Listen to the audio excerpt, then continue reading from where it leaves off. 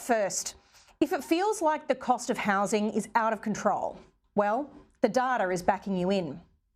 Shocking new information shows that there has been a 44% growth over the last 2 years in the cost of construction in Queensland. It's the worst blowout in the nation. But before those in the south get too excited, well, your situation's only a smidge better. You're looking at a 36% rise in New South Wales and 37% in Victoria. It's no surprise that aspirational families, individuals and investors are feeling spooked. It's worth looking closely at what's causing the cost blowouts, because that's the key to solving the problem of housing affordability. In all 3 jurisdictions at council level, green and pseudo-green local politics has seen too few land releases and density arrangements that cater to the needs of NIMBYs already in the market, rather than accommodating those who aspire to join the ranks of the mortgaged. Councils and state governments eager to defray the cost of infrastructure have pushed more and more fees and charges onto developers, who then pass them on to consumers. Interest rate rises are hurting many people who used finance to stretch their buying power, but now find that it's costing more than they'd initially budgeted. And global supply chain issues are making the cost of materials, particularly where they are imported, higher, whilst delays in their delivery blow out timelines and therefore final prices.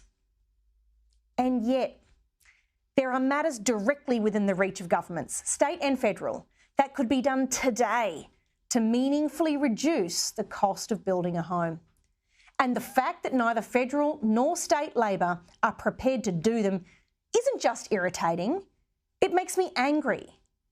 Because they're locking out a whole generation of people from the dream of owning a home and crushing their spirit to force them to accept life as a renter. Let's use Queensland as an example. Procurement policies for major projects in Queensland have been used to push the cost of trades up massively. The master builders say the impact is to blow out the cost of public projects, and you're paying for them, by the way, by up to 40%.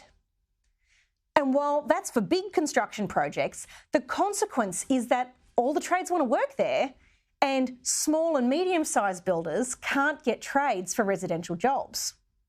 The short supply means you pay more. While safety on site is really important and should never be a place for cutting corners, overly restrictive work cover and safety regulations have made it now so hard to take on staff and so hard to properly supervise apprentices within the law that many experienced employers are just packing up their tools forever and leaving their trade, robbing young ones of a start and home builders of the skills they need to get the project done. It's actually a trend that started over a decade ago, and now there are just too few experienced trades left.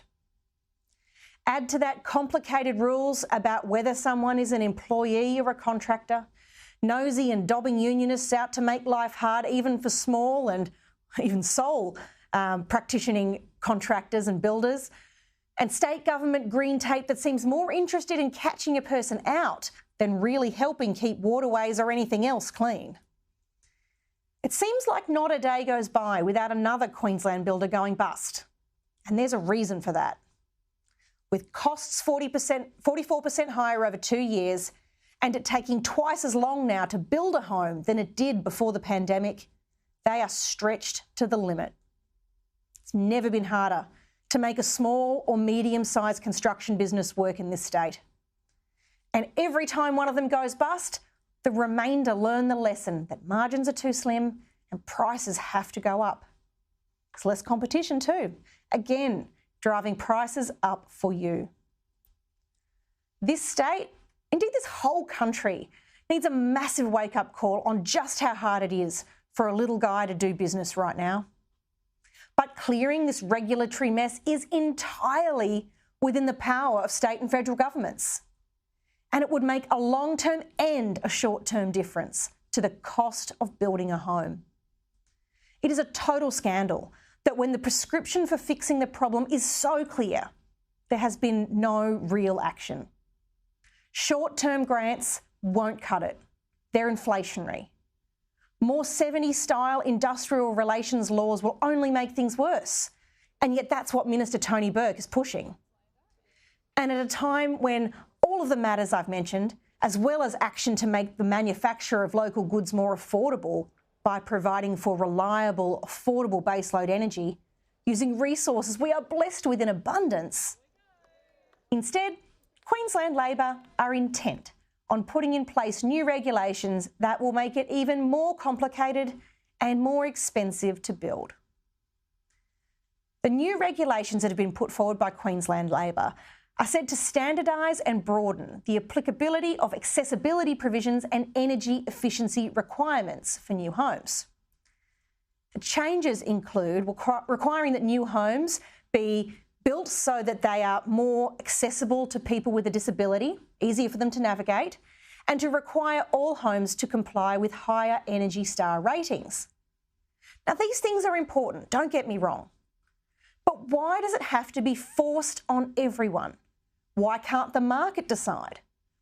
After all, there's plenty of people who will see for themselves the potentially broader market to which their property will appeal if they build one that caters to one or both of these measures. And yet, with its usual one-size-fits-all big government attitude, Labor pushes more regulation and more restrictions onto builders and buyers already crushed under the weight of bad policy. This isn't good enough, and it's time for ordinary Australians to tell these lazy and bureaucratic governments to do the hard work needed to make a home affordable for all.